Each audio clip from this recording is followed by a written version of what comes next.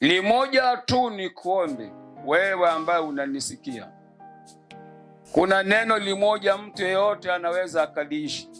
Ukiweza kuliishi hilo neno toka moyoni mwako na rohoni mwako na akilini mwako na maisha yako, kama una muda kabisa wa kuongea, maana muda hauruhusu, ongea kwa watu ambao unataka kuwaambia habari za uzima wao milele. Ongea neno hili tu, tubuni basi na kukaa.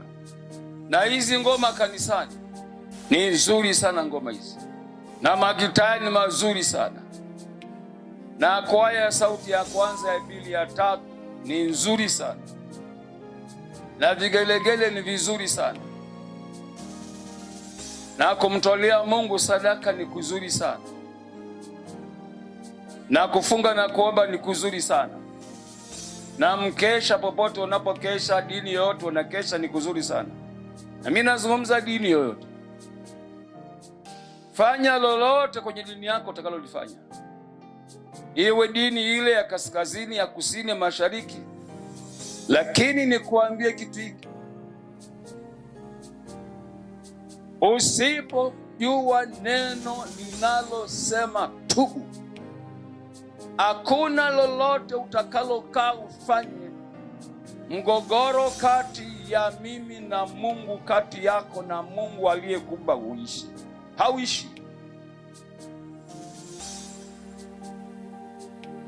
Uko mgogoro, wapendwa. Ndio maana Yesu alianguka na msalaba mara 3. Msalaba amebeba, anaenda sasa kwenye kamlima kanakoitwa Golgotha. Ni mahali pa mwendo wa dakika 18 mpaka 25 toka pale alipohukumiwa kwenye Praetorio, kwenye mahakama ya Pilato, mpaka pale pa msalabani Golgotha. Alianguka mara 3 na ilimchukua masaa 3 kutembea mahali pa dakika 15-20, mahali pa dakika 15-20, dakika 15-20 ilimchukua yeye masaa 3.